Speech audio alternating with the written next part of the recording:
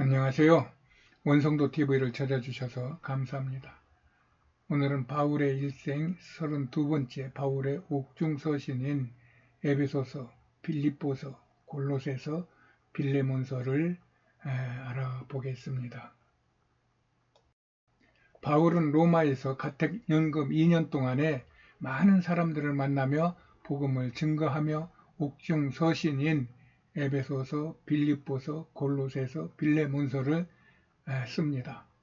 이 옥중서신은 바울이 1, 2, 3차 전도 여행을 하며 현장에서 쓴 갈라디아서, 데살로니가 전후서, 고린도 전후서, 로마서, 히브리서를 끝낸 선교 후기의 작품들로 그동안 먼저 기록했던 책들의 요약편과 같습니다. 옥중서신을 묵상하기 전에 우리가 바울의 삶을 다시 한번 들여다보겠습니다. 그는 태어나면서부터 이미 귀족의 신분으로 태어난 데다가 머리가 아주 명석하여 젊어서 당대의 유명한 유대교 지도자가 되었어요. 그런 그의 자긍심과 적극적인 성품은 그 하찮고 귀찮은 그리스도인들을 무시하고 핍박하고 잡아 가두는 데 1등 공신을 만들었어요. 그러나 하나님은 바울의 이 모든 것들까지도 후일에 바울을 충성된 종으로 쓰시고자 하는 하나님의 은혜 안에 있었음을 우리는 뒤늦은 상황이기 때문에 알 수 있었습니다. 바울은 전혀 이런 사실을, 이런 어떤 감각을 알고 있었을 리 만무죠. 하나님은 그런 바울을 다메섹에서 만나 예수의 영을 부어 전도를 하게 하신 것입니다. 그때 바울은 그의 성품대로 다메섹과 예루살렘에서 열성적으로 전도하다가 유대인들에게 죽임을 당하게 되자 하나님은 그를 아라비아 광야로 몰아넣어서 14년 동안 뼈저린 훈련을 시키며 큰 자라는 이름을 지우고 하나님 앞에서 작은 자라는 이름의 바울을 주신 것입니다.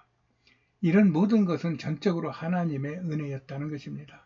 성경에는 이 바울의 이 아라비아 광야 시간의 내용은 없지만 바울은 이때 하나님과 깊이 만나는 성령의 가르침과 체험이 있었을 것입니다. 그 후 바울은 안디옥 교회의 선교사 파송을 받은 후 한 번도 뒤돌아보지 않고 생명을 걸고 예수를 전하기 위하여 온 세계를 돌아다니며 매맞고 죽을 고비 가지고 감옥에 갇히면서도 조금도 주눅들지 않고 당당하게 복음을 전한 것입니다. 그는 서두르거나 조급하거나 두려워하지 않고 쓰나미가 몰려오면 그것을 맞고 귀신이 덤비면 단호히 예수의 이름으로 물리치고 사랑하는 성도들을 위해서는 밤낮으로 울며 기도하며 모든 것을 하나님께 맡기고 성령을 따랐던 사람입니다. 이 모든 것이 하나님의 섭리, 성령의 감동과 또 인도하심이라는 것입니다. 그러는 중에도 바울은 선교 현장에서 많은 서신서를 쓰며 사역을 하다가 죄도 없이 잡혀 급기야는 로마 황제의 심판을 받기 위해 로마로 보내졌습니다. 그가 로마에 보내질 때 바다에서 광풍을 만나 배가 다 깨어질 지경이 되어 죽게 되었을 때 하나님께서는 여지없이 바울에게 나타나셔서 네가 가이사에게 복음을 전해야 되겠기에 배는 부서뜨리겠으나 너와 이 배에 탄 사람들은 다 너 때문에 죽지 않고 살 것이다 라는 약속을 하시며 바울을 인도하신 것도 하나님의 은혜였습니다. 또 로마에 도착해서 바울은 집도 돼야 되고 밥과 옷도 사 먹어야 되고 입어야 되고 자기를 해하려는 유대인들로부터 보호를 해야만 하는 감당하기 어려운 그런 환경에 처해 있었어요.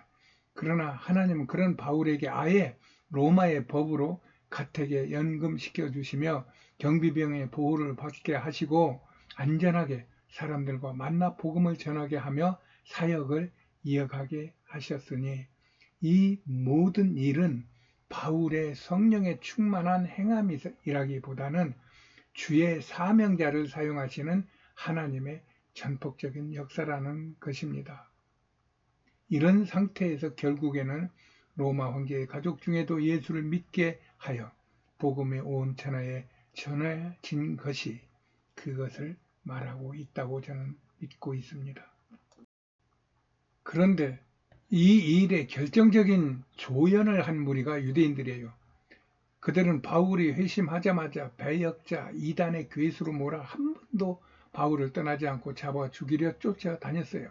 그러나 하나님께서는 그때마다 바울을 도우셔서 바울의 선교가 진행되도록 하시며 그 유대인들을 바울의 뒤에서 악역을 감당하게 하신 것입니다. 그로 인하여 바울은 마음을 흐트리지 못하고 항상 긴장하며 집중하여 선교를 할 수 있게 하셨다는 말입니다. 이런 일들은 바로나 고레스를 사용하시어 하나님의 구원 사역을 이루어 가시는 하나님의 세계 경영인 것입니다. 나는 바울이 이것을 깨닫고 가이사랴 감옥에서 유대인에게 보내는 편지인 히브리서를 쓰며 그들에게 진정 어린 사랑을 나누며 그들의 구원을 위하여 절절하게 기도했을 것으로 믿습니다.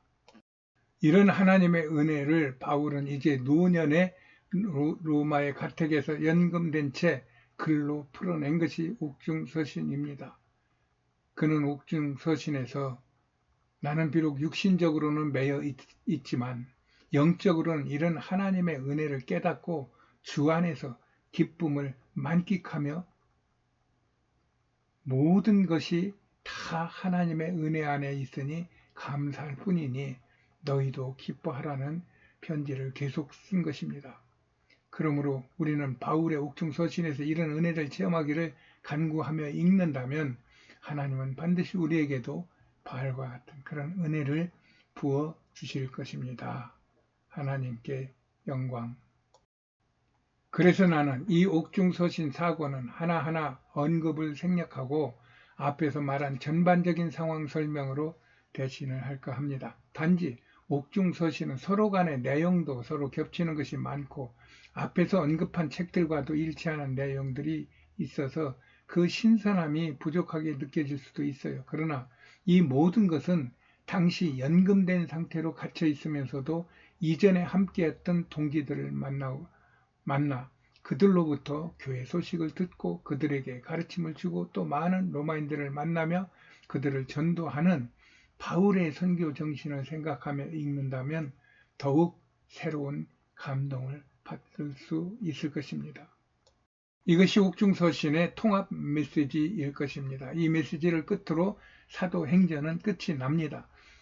지금까지 우리가 본 바대로 사도 바울은 그리스도를 위해 온 몸과 마음을 바쳐 예수 복음을 전하였습니다. 그는 다메섹의 회심 이후 몇 번 전도하던 바울이 유대인들의 위협을 피하여 아라비아 광야에 들어가 14년간의 은밀한 성령의 가르침을 받고 나와 혼신의 전도 사역을 했으나 그럼에도 빌립보 감옥에서 잠깐, 가이사랴의 감옥에서 2년, 로마에서 2년 동안 갇힌 자로서의 수감자의 삶을 살며 그의 복음 사명자의 삶을 살고 있는 것입니다. 지금. 그러면서 사도 바울의 삶의 의미는 성령의 이끌림에 그 본질적 의미가 있었음을 보게 됩니다. 바울은 내가 복음을 위해서라면 사는 것도 영광이요 죽는 것도 감사임을 늘상 입으로 고백했어요. 그리고 그것을 실천했던 선교사입니다. 그런 바울의 복음의 열정과 교회를 자기 자식처럼 마음에 품고 수시로 들리고 또 편지로 그들에게 사랑을 나누었던 그의 선교 정신이 배어 있는 사도행전과 또 서신서들을 통해 오늘날의 우리들에게 가르침과 도전을 주고 있는 것입니다. 교회와 성도를 사랑하며 그들에게 은혜와 사랑 그리고 바른 말씀을 늘 전하려는 바울의 애씀은 우리 모두가 본받아야 할 그의 가르침일 것입니다. 바울은 그의 삶의 복음 외에는 어떤 고난도 걸림이 될 수 없고 오히려 닥친 고난을 그리스도의 복음과 하나님의 말씀을 전할 기회로 삼는 사람이었어요. 그리하여 어떻게 하든지 성도로 유익을 얻고 믿음과 소망으로 세움을 받아 교회를 이루어 땅끝까지 하나님의 나라가 세워지도록 모든 노력을 다했던 사람이었습니다. 하나님의 복음을 맡은 자 바울의 옥중서신은 우리에게 이것을 보여주고 있는 것입니다. 그런데 사람들은 바울의 사역을 사도행전 28장에서 끝내려 하지 않습니다. 그것은 바울이 성경과 같이 2년 동안의 삶을 이야기하지 죽음을 말하고 있지 않기 때문이에요. 바울이 엄연히 살아있는데 아무런 말이 없다는 것을 생각할 수가 없기 때문입니다. 그래서 많은 사람들은 바울이 2년간의 로마의 가택 연금에서 풀려난 후 다시 그가 이전에 행했던 것처럼 먼저의 사역지를 둘러보는 일들을 했을 것이라고 생각하고, 누가는 바울과 동행하며 그에 대한 기록을 디모데전서, 디모데후서, 디도서 등에 기록한 것으로 보고 있어요. 많은 사람들은 이것을 인정하려 하지 않고 있으나 나는 사도행전 이후에 바울이 추가 사역이 있었음을 공감하고 바울의 이야기를 몇 번 더 계속해 보겠습니다. 오늘은 여기까지 하겠습니다. 하나님의 은혜가 풍성하시기를 바랍니다.